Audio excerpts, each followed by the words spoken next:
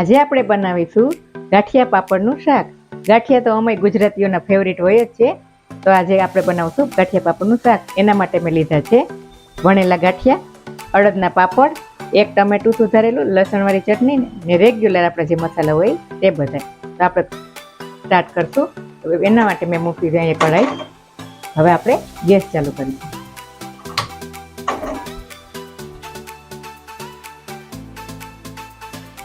એમાં આપણે નાખીશું 3 ચમચી જેટલું તેલ.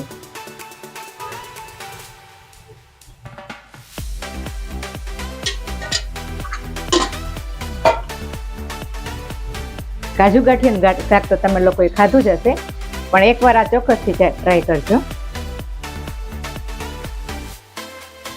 પહેલા આપણે હાઈ ફ્લેમ ઉપર ગેસ ચાલુ રાખશું, પછી થોડુંક મીડિયમ કરી નાખશું. તેલ આવી ગયા પછી એમાં રાખશું આપણે રાઈ, 1 ચપટી જેટલી રાઈ. રાઈ તતડી જાય એટલે પછી આપણે એમાં નાખશું જીરું.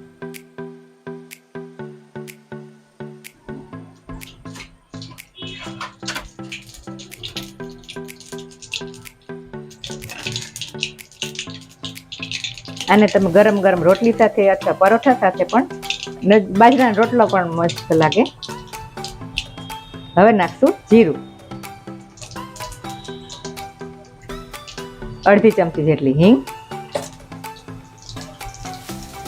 હવે નાખીશું આપણે ટમેટા.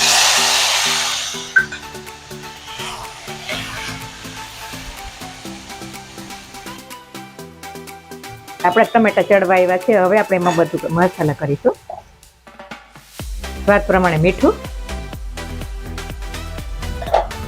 1/2 ચમચી જેટલી હળદર,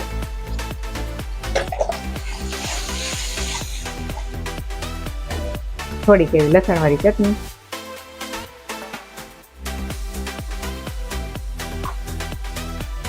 ટીપું પાણી નાખશું જરાક, એટલે આપણી ચટણી બધી ઓગળી જાય. હવે આપણે આ મસાલા બધા ચડવા દેશું મીડિયમ ફ્લેમ ઉપર.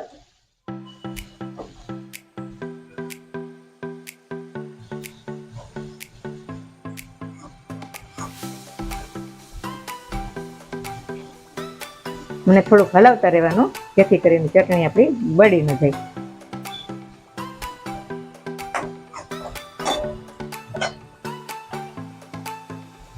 એક થી 1.5 ચમચી જેટલું ધાણા જીરું,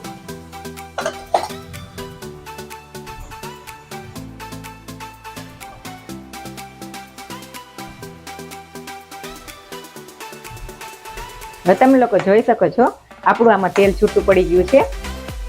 હવે આપણે એમાં નાખશું પાણી.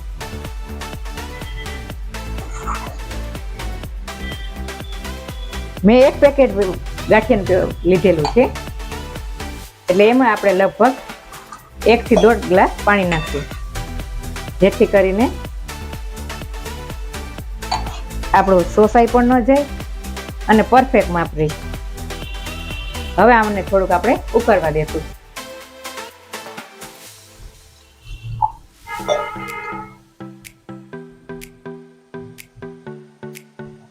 હવે આપણું આ પાણી ઉકળી ગયું છે. હવે આપણે એમાં નાખીશું ગાંઠિયા. આ 1 પેકેટ મેં ગાંઠિયા લીધા હતા અને 2 અડદના પાપડ.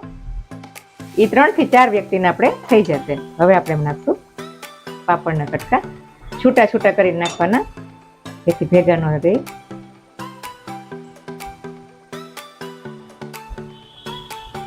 આપણે મીડિયમ ગેસ કરી નાખ્યો છે.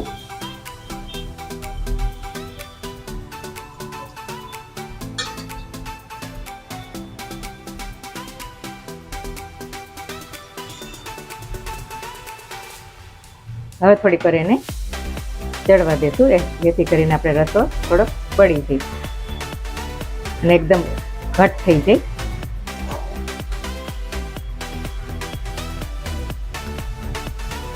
તો તૈયાર છે આપણું ગાંઠિયા પાપડનું શાક. તમે જોઈ શકો છો એકદમ સરસ બની ગયું છે.